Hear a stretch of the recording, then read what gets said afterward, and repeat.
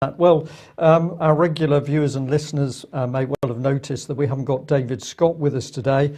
And I wanted to say that David actually has been doing some brilliant work in the background. He couldn't be with us today because he's back up helping the fight in Ardussia against Scottish Water. But the other thing that took place yesterday was the launch of the Scottish Fresh Start Foundation. This is a movement of, I'm going to say, ordinary people. It's of child abuse survivors who've said clearly Scotland is not going to fully investigate what's happened to the children. The inquiries are farce. We are going to do it ourselves. So that was part of the panel. Now the panel is not the people who've created it, because there's many people behind the scenes working extremely hard.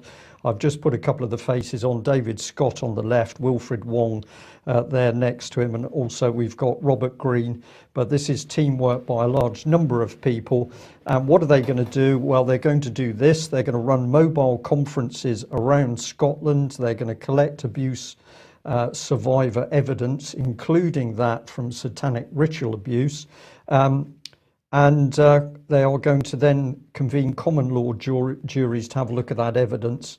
And if there is a case to answer, if those juries deem there is a case to answer, then that information is going to be put to the Crown Prosecution Service north of the border, with the caveat that if the Crown Prosecution Service fails to act, then common law prosecution of any individual failing to act is going to occur. We already know this has put huge pressure on the Scottish establishment. This is ordinary people taking back control, bringing common law into action. I think it's immensely powerful. And I'll just bring this up, that having been told what was happening, the launch and the details of what's going on here, how many Scottish press and media people attended the Fresh Start Foundation launch? Well, the answer was none, not a single one.